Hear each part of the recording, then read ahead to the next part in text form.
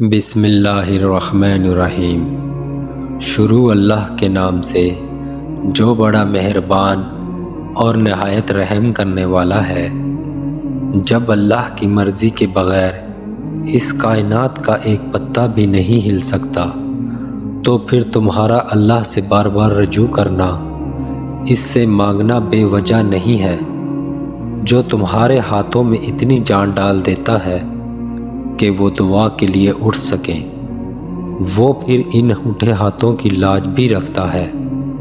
جن لوگوں نے آپ کو تکلیف دی انہیں معاف نہ کر سکیں تو بھول جائیں، اپنے معاملات اللہ پر چھوڑ دیں، مسکرانے اور خوش رہنے کی کوشش کیا کریں، اور یہ یقین رکھا کریں کہ جو زمین سے نہیں ہوتا وہ آسمان سے ہوتا ہے، ضرور ہوتا ہے۔ صبر سے مت اکتائیں، اگر اللہ چاہتا تو پلک جھپکنے سے پہلے آپ کی خواہش پوری کر دیتا۔ اس سے آپ کی امید اور فکر کے آنسو پوشیدہ نہیں۔ وہ آپ کی حالت کو ٹھیک کرنے سے عاجز نہیں ہے، لیکن وہ ان لوگوں سے محبت کرتا ہے جو بار بار دعا مانگتے رہتے ہیں۔ تھک گئے ہو؟ بس تھوڑا سا انتظار باقی ہے۔ تمہاری چاہت کو اللہ کی چاہ بنانے کے لیے تھوڑی اور اطاعت باقی ہے۔ جس آزمائش کے لیے اللہ نے تمہیں چنا ہے اس کا ابھی انعام باقی ہے۔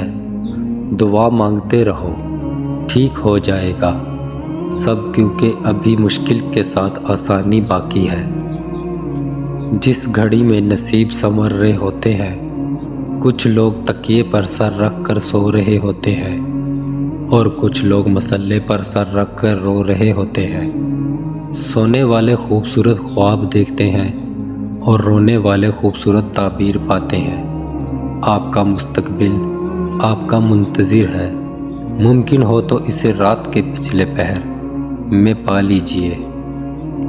تہجد پڑھنے کا خیال اور اللہ، تمہاری دعائیں سنی جا چکی ہیں، تمہارے صبر کا صلہ لکھا جا چکا ہے۔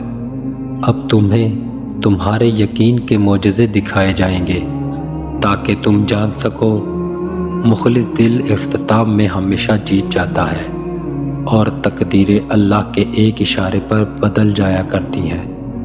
کتنا سکون ملتا ہے نا جب آپ کے لیے سارے راستے بند ہو جائیں اور آپ کا دل کہے صبر رکھو۔